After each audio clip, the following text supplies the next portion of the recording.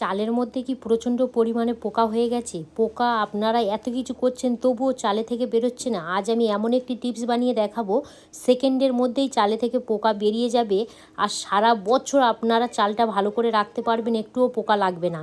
আর আমাদের বাড়িতে যখনই ইঁদুরের উৎপাত প্রচণ্ড পরিমাণে বেড়ে যায় আমাদের কিন্তু খুবই বিরক্তকর লাগে, কারণ প্রত্যেকটা জিনিস ওরা নষ্ট করে দেয়। আজ আমি এমন একটি রেমেডি বানিয়ে দেখাবো প্রত্যেকটা ইঁদুর বাড়ি থেকে তাড়িয়ে দেবে। নমস্কার বন্ধুরা, মালবিকা কিচেন উইথ ভিলেজ ফুডে আপনাদের সবাইকে স্বাগত জানাই। আজ আমি আপনাদের সাথে শেয়ার করব খুবই গুরুত্বপূর্ণ দুটি টিপস, আমাদের কিন্তু সংসারে ভীষণভাবে কাজে লাগে। দেখুন, চালের মধ্যে অতিরিক্ত পোকা হয়ে গেলে কিভাবে সেকেন্ডের মধ্যে চালে থেকে পোকা আপনারা বের করে নিতে পারবেন, প্রথম টিপস। আর দ্বিতীয় টিপস হলো, আমাদের বাড়ির মধ্যে এই এখনকার সময়ে দেখবেন ইঁদুর ছুঁচো প্রচণ্ড পরিমাণে অত্যাচার বেড়ে গেছে, এতটাই অতিষ্ঠ করে দিচ্ছে, খাবারে মুখ দিচ্ছে, পায়খানা করে ফেলছে, ভালো ভালো সবজি খেয়ে নিচ্ছে। তো আজ আমি এই দুটি টিপস শেয়ার করব, সেকেন্ডের মধ্যে ইঁদুরও পালিয়ে যাবে। চালের মধ্যে কতটা পরিমাণে পোকা হয়ে গেছে আপনারা দেখেই বুঝতে পারছেন। আর প্লেটের গায়ে এই দেখুন কি পরিমাণে আর কি পোকা বাইছে, এই দেখুন চারিদিকে বাইছে, আর চারিদিকেই বাইছে। আর যখনই দেখবেন চালের মধ্যে পোকা ধরবে তখনই চালটা দেখবেন ঠিক এরকমই হয়ে যাবে। এই দেখুন, এটা কিন্তু পোকা চাল। আর একটা ভালো চাল দেখাচ্ছি, এই দেখুন এটা কিন্তু ভালো চাল আর এটা কিন্তু পোকা চাল। তো আস্তে আস্তে কিন্তু এই ভালো চালটাও কিন্তু পোকা লেগে যাবে। এখানে কতটা পরিমাণে চালের মধ্যে পোকা বাইছে আপনারা তো দেখেই বুঝতে পাচ্ছেন। এবারে বলে রাখি, এখানে একটা সাদা পিওর সুতির কাপড় নিয়েছি, এইভাবে দিয়ে দেব। জাস্ট 2 মিনিটের মতো রেখে দেব। তো 1 মিনিট রুমালটা চালের মধ্যে রেখে দিয়েছিলাম আর এই দেখুন পোকাটা দেখুন। সাদা জিনিস বলে কিন্তু আপনারা ভালোভাবে বুঝতে পারবেন, পোকার মাত্রাটা আপনারা দেখেই বুঝতে পারছেন। এই দেখুন কতটা পরিমাণে পোকা হয়ে গেছে দেখুন। এখানে সবার প্রথম প্রিয় সুতির একটা সাদা কাপড় নিতে হবে। তো এই কাপড়ের মধ্যে এবারে কিছু উপকরণ দিয়ে দেবো। প্রথম যে উপকরণ নিয়েছি সেটা হলো লবঙ্গ। এই দেখুন লবঙ্গ এখানে 8 থেকে 10 পিস নিয়ে নিয়েছি, তবে কিন্তু চালের পরিমাণ অনুযায়ী একটু লবঙ্গের ভাগটা দিতে হবে। এবার বলে রাখি, এই লবঙ্গের মধ্যে কি কি গুণাগুণ এবং উপকারিতা থাকে, তো যার জন্য আমাদের চালটাকে সুস্থ মানে একদম পুরো সতেজ রাখতে পারে বা পোকাটাকে একদম পুরো দূর করে দিতে পারে। লবঙ্গের মধ্যে প্রাকৃতিক সুগন্ধ থাকে এবং এই লবঙ্গের তীব্র গন্ধে কিন্তু চালের পোকা, পিঁমড়ে, ছোট ছোট কীট পতঙ্গ একদম পুরো দূরে রাখতে খুবই কার্যকারী। আর এটি চালকে দীর্ঘদিন সতেজ রাখতে সাহায্য করে এই লবঙ্গ। এখানে নিয়েছি শুকনো লঙ্কা 4 পিস, লবঙ্গ দিয়ে এলাম এবং তার সাথে দিলাম শুকনো লঙ্কা। এবার বলে রাখি, এই শুকনো লঙ্কার মধ্যে কি কি গুণাগুণ এবং উপকারিতা। শুকনো লঙ্কা ঝাঁঝালো গন্ধ ও তীব্রতা পোকামাকড়কে চালের কাছে একদম পুরো আস্তে বাঁধা দেয়, বিশেষ করে চালের পোকা, লাল পিঁমড়ে দূরে রাখতে সাহায্য করে। ঘরোয়া উপায়ে খুব ভালো কিন্তু কাজ করে এই হচ্ছে শুকনো লঙ্কা। পরের যে উপকরণ নিয়েছি সেটা হলো তেজপাতা। তেজপাতা আমি এখানে ঠিক 2 পিস ব্যবহার করলাম। তেজপাতার মধ্যে কী কী গুণাগুণ এবং উপকারিতা আছে। তেজপাতা সেই একইভাবে তীব্র সুগন্ধ, চালের পোকা, ইউভিল বা অন্য ছোট ছোট কীটপতঙ্গ দূরে রাখে। অনেক বাড়িতে চাল, ডাল, আটা সংরক্ষণে তেজপাতা কিন্তু ব্যবহার করা হয়। ভীষণ কিন্তু কার্যকারী। থেকে শেষ উপকরণ দেব, সেটা হলো হলুদের গুঁড়ো। হলুদের গুঁড়ো এখানে ঠিক আমি 1/2 চামচ ব্যবহার করব। এবার আমি বলে রাখি, এই হলুদের গুঁড়োর মধ্যে কি কি গুণাগুণ এবং উপকারিতা আছে।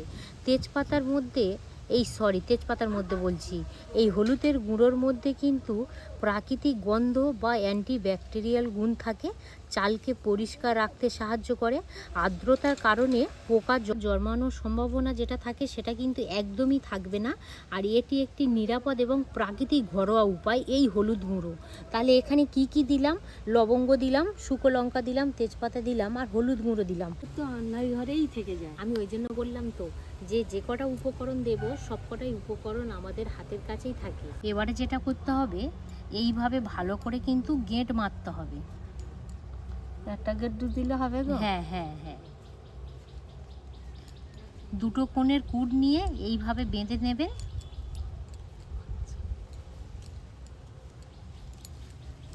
এইভাবে পুরটা নিয়ে এইভাবে ভালো করে বেঁধে নিতে হবে, ব্যাস। আর এপারের দুটো পুর নিয়ে এইভাবে বেঁধে নেবেন। দিদি বলো। ভালো করে এবারে গেড্ডু বেঁধে মারা নেবেন। হয়ে গেছে। এখানে একটা সেফটি পিন নিয়েছি, এইভাবে ভালো করে ছিদ্র করে নেব।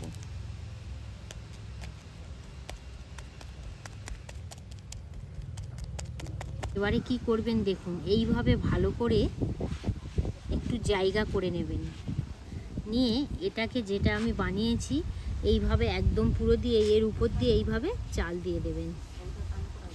চারিদিক থেকে চাল দিয়ে দেয়। হ্যাঁ,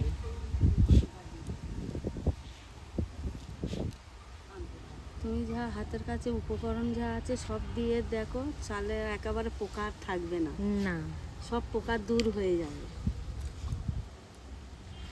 দেখুন এইভাবে কিন্তু ভালো করে আমি যে পুঁটলিটা রেডি করেছিলাম চালের মধ্যে দিয়ে দিয়েছি। এবার কতক্ষণ রাখতে হবে দেখুন, এখানে যেহেতু আমার চালের পরিমাণটা কম আছে, তো সেক্ষেত্রে আমি কিন্তু আধ ঘন্টার মতো রাখবো। যদি আপনারা চাল পিপের মধ্যে রাখেন তাহলে কিন্তু মানে পিপের তলার দিকে একটা পুঁটলি দেবেন, যেটা আর কি তৈরি করেছি, আর মাঝের দিকে একটা পুঁটলি দেবেন, পরিমাণটা একটু বেশি বেশি করে দেবেন। আর যদি আপনারা হাঁড়ির মধ্যে দেন সেই একইভাবে একটা কিন্তু এই পুঁটলি তৈরি করে নিলেই হয়ে যাবে। আর ড্যামের মধ্যেও যদি রাখেন সেই একইভাবে, এইভাবে যদি আপনারা দেন। আমি তো প্রত্যেকটা উপকরণের মধ্যে কী কী গুণাগুণ বা উপকারিতা থাকে আপনাদের সাথে শেয়ার করলাম। চালটা একদম পুরো ভালো থাকবে, শুধু যে চাল তা বলে নয়, চাল, গম, ডাল এবং কড়াই সব কিছুই ভালো থাকবে। তাহলে আধ ঘন্টা বাদে ফিরে আসছি। দ্বিতীয় নম্বর টিপস শেয়ার করব, আপনাদের বাড়ি থেকে ইঁদুর, ছুঁচো, টিকটিকি, আরশোলা কিভাবে পালাবে। প্রথমত আমি 1 চামচ আটা নিলাম।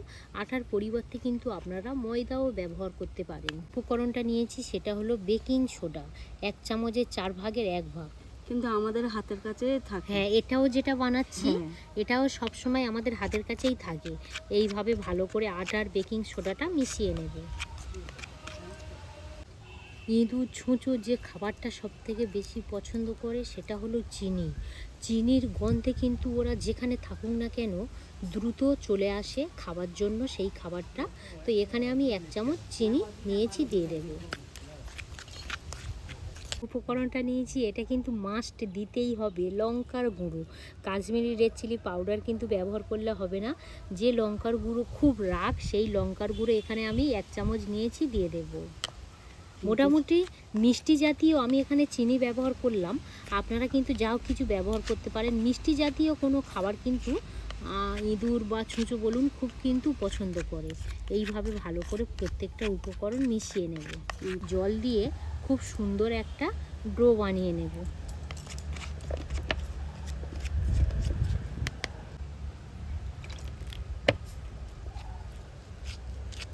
এইভাবে ভালো করে মেখে নিয়েছি। এবারে কি করব দেখুন, এইভাবে ছোট ছোট লেচি কেটে নেব।